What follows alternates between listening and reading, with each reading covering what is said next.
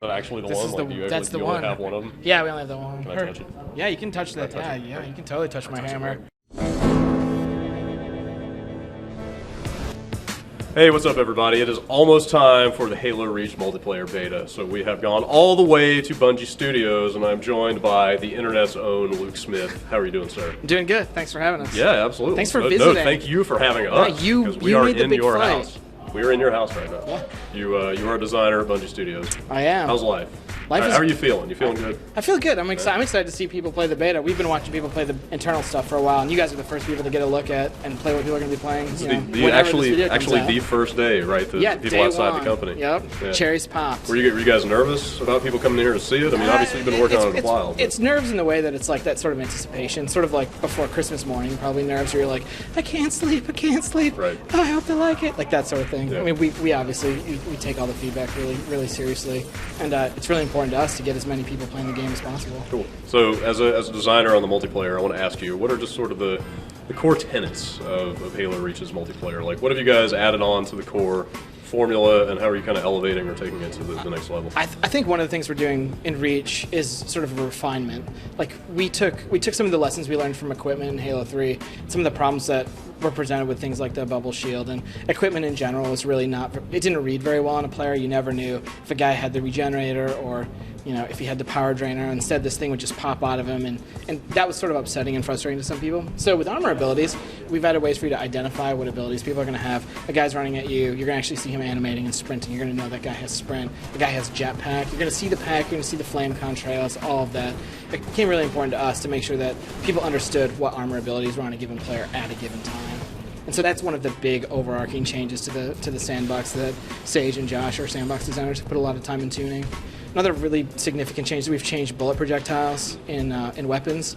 In Halo 3, they were like real-time distance traveling bullets, so you'd have to lead and aim with a weapon like the battle rifle, which from Halo 2 was an instant hit weapon, which meant if you have red reticle on a player and fire, it's going to hit directly and instantly every time. In Halo Reach, we're going back to that instant hit mechanic, it feels a little bit better through networking. It's a little bit more predictable, and as a result, a little bit easier to use. So you guys have made what I predict may be some sort of divisive changes to the Spartan and Elite dichotomy. I mean, they function differently now. Can you kind of tell us what the differences are and what was the philosophy behind that? So in Halo 2 and Halo 3, Bungie took a pretty decent stab at trying to balance the Spartans and Elites with parity in mind. We wanted playing them to be equal. That went over with varying degrees of success. Some would say unsuccessfully. I think we would say unsuccessfully. At least you're honest. Yeah. In Reach, what we're doing is we're taking the Elite and the Spartan, we're separating them. We're separating them in a number of ways. One of the ways, if you just look at them next to each other, the Elite is massive. If you crouch as the Elite, you're still about as tall as the Spartan. He's incredible and he's imposing. He's also incredibly quick. He's fast. He's almost as fast as a Spartan sprinting, just at default run. You won't really notice that in Invasion because you're playing the Elite in this big, huge open space in the Boneyard. But when you play as the Elite in a smaller space, you're like, oh my god, I'm flying around, this is crazy. Another really core change is to the health model for the respective Spartan and the Elite. The Elite's health model is a classic regenerating health and shields model. You'll take body damage. Body damage is back in Halo Reach, like throughout the game. The Elites will recharge their health to full, and their shields regenerate very quickly. The Spartans have a longer shield stun time, so when they're unshielded, they're going to stay unshielded a little bit longer, they're a little bit more fragile, and their health model, they'll only recharge in certain percentages, so they're going to need to go out and procure health in the game. So I know you're not quite as cute as Aisha Tyler, but I'm hoping that you can give me just kind of a quick top-down rundown of what's in this beta. Oh boy, what is in this beta? Yeah. There's a bunch of stuff in the beta that we've talked about and we've looked at today. The first thing we looked at this morning was Network Test 1. This is a 3v3 Spartans versus Elite game modes. Spartans are going to protect the generators. It's the Elite's job to destroy the generators. Loadouts are present. That's another major sandbox change that we didn't talk about earlier. Loadouts are the ability to select your weapon and your armor ability before the game and every time you die. Another thing that we played today, we played on 2 maps, Sword Base and Powerhouse.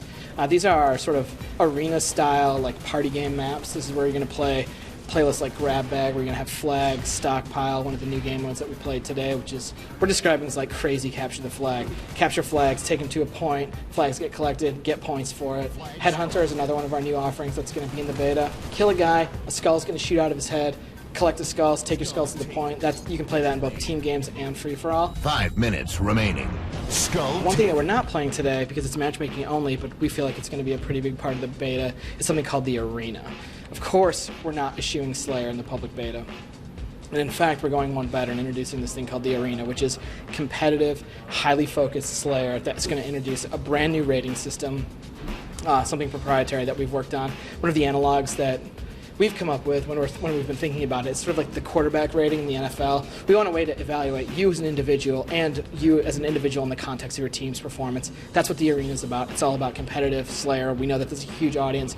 We're not overlooking you guys. Like, we're right there. We want to support Slayer, and we also want to keep supporting the party game. And another thing in the beta, see, there's a lot. Like, I'm getting tired. Another thing in the beta is Invasion. Invasion is this brand new game type. The map we're going to be playing on, Boneyard, is custom built for Invasion. It's Spartans versus Elites. On Boneyard, the Elites are going to be infiltrating a Spartan base with the ultimate objective of taking the Spartan navigational core to a platform where they're going to be picked up and ushered off by phantoms. And the Spartans are going to be trying to stop the Elites. It's a multi-phase game where in each phase of the game the loadouts get bigger, better, and it's crazy. It's crazy vehicle hijinks, huge weapons, massive explosions.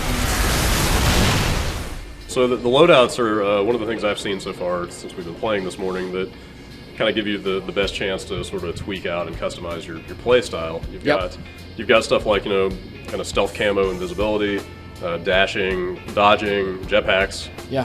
There's like a kind of an energy armor shield ability. Is that the extent of the sort of armor abilities in the full game, or is this just kind of a taste of it that we're getting in the beta? It's is there going to be more stuff in there? It's certainly the extent of the armor abilities in the public beta. Okay, fair enough. Absolutely. Yeah. You'll be using Sprint, Evade, which is Covenant exclusive. Sprint is Spartan exclusive. Armor Lock is Spartan exclusive.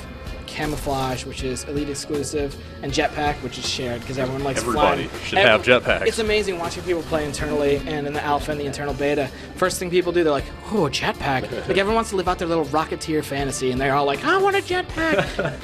So you're campaigning on the jetpacks for all platforms? Listen, I'm not campaigning for anything. I love Armor Lock. Armor Lock's what I use. Yeah. It's like being a Jedi. Yeah. Like, oh, it's a grenade. Armor Lock. What up? And then it's got an EMP at the end of it, right? Yeah, well, if you're in it for a second and a half, it creates an EMP and it has a snaring effect. So if guys come close to you, because otherwise you go into Armor Lock and like, oh, it's a sitting duck. I'm gonna go get him. Like, don't go get the guy in Armor Lock. Back off. Resist. Give him time. Like, give him time. He's gonna come out. Yeah. Let him come out. Eventually. Yeah, he has to. He only has a few seconds. Destroy him then. Otherwise, wait. Be patient. Have patience. A whole bunch of the stuff we're showing in the beta is just like just a little taste. Well, right. just little morsels. Wait till holiday for the we're gonna be full feasting people this fall. They're gonna be open up, just taking it. It's gonna be good. We'll be pouring Halo Reach all over their heads. Yeah, we're gonna be pouring Halo all over faces this fall. It's gonna be amazing.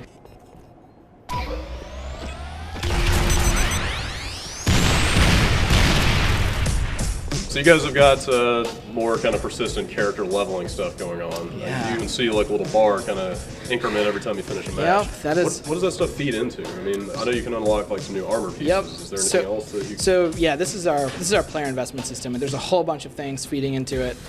In the beta, things that we're going to be looking at are things that we're calling commendations, which are persistent, sort of aggregated. They're like medals, but they're for very specific actions that we think are totally cool and okay for you to repeat. These are gonna, every time you do this action, like get a headshot, you're gonna get credits. The time you spend in a game, we're gonna give you credits. And all of that's moving you through this long, persistent path of leveling up your character. As your character levels up, you can acquire new armor. In the beta, there's a very, very, very small sampling in terms of armor of what's going to be in the final game.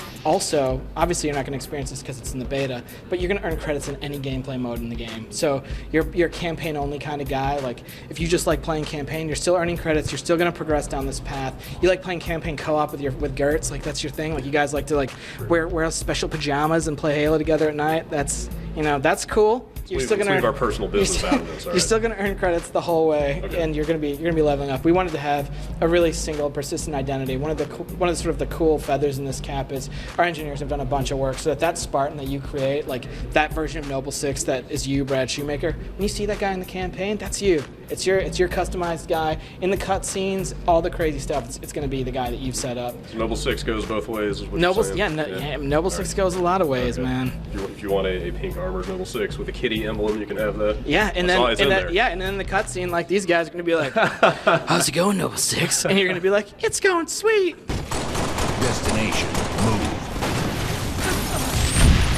That's all I got. When's this game coming out? You know what? We're not talking about a release date. Come on. I'm focused every day on just coming in and finishing the thing. Yeah. The whole team here is working super hard on getting the game done. Getting through the beta has been getting the beta out the door is a really awesome milestone for us, and then work continues in earnest on the other parts of the game that aren't the beta, and we're all really excited to get through this. So it'll be out when it's done? When it's done. When it's done, 2010? Yeah. We said fall. All right. Fall 2010. Fair That's enough. like a 4-month window. Pick a month in there. That is a good broad period of time. Yes. Yeah. All right, cool. Well, Luke, thanks a lot. Thanks a lot, Brad. Take care. Hill moved. Double kill. Triple kill. Killing spree.